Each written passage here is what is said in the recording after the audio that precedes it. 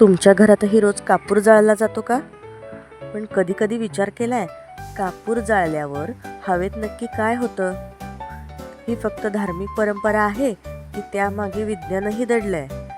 काही लोक म्हणतात कापूर जाळल्याने घरातील नकारात्मक ऊर्जा दूर होते, तर काही लोक म्हणतात हवेतील जंतू कमी होतात.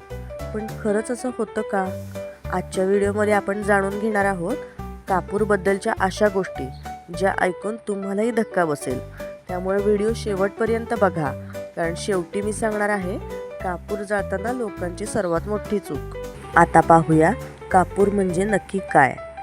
सर्वात आधी समजून घेऊया कापूर म्हणजे नेमकं काय.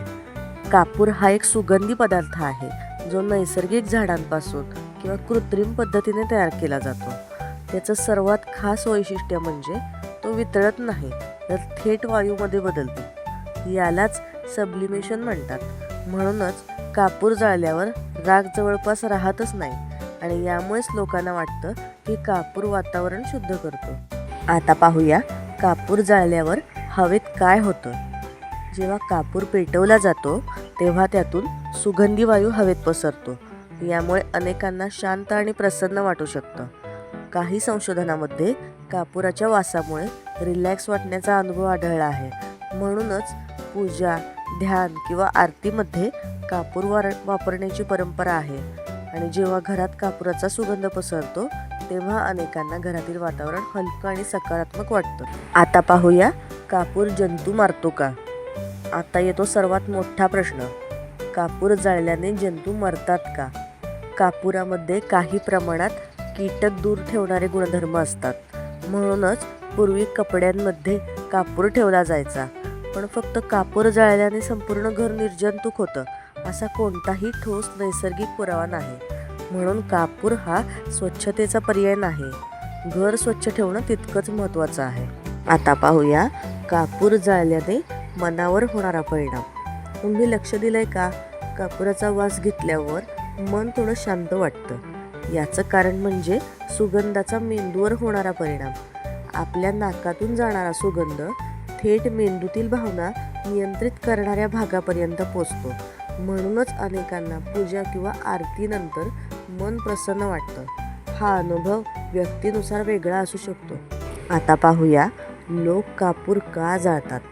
भारतात शेकडो वर्षांपासून कापूर जाळण्याची परंपरा आहे, कारण लोकांचा विश्वास आहे की यामुळे वातावरण पवित्र होतं, घरात सकारात्मक भावना निर्माण होतात आणि पूजेनंतर कापुराची आरती केल्याने एक वेगळाच आध्यात्मिक अनुभव मिळतो.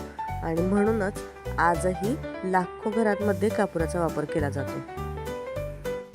आता पाहूया कापूर जाळताना होणाऱ्या चुका. पण इथेच अनेक लोक चूक करतात.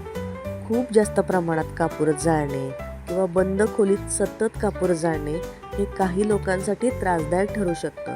विशेषतः लहान मुलं, दम्याचे रुग्ण आणि श्वसनाचे आजार असलेल्या लोकांनी काळजी घ्यावी.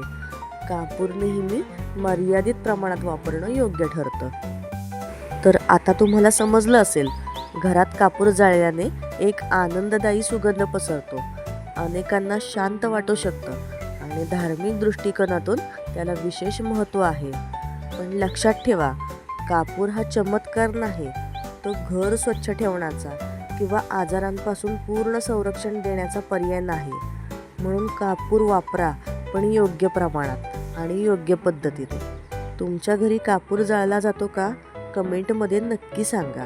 आणि अशीच जबरदस्त माहिती मिळवण्यासाठी व्हिडिओला लाईक, शेअर आणि चॅनलला सबस्क्राईब करायला विसरू नका.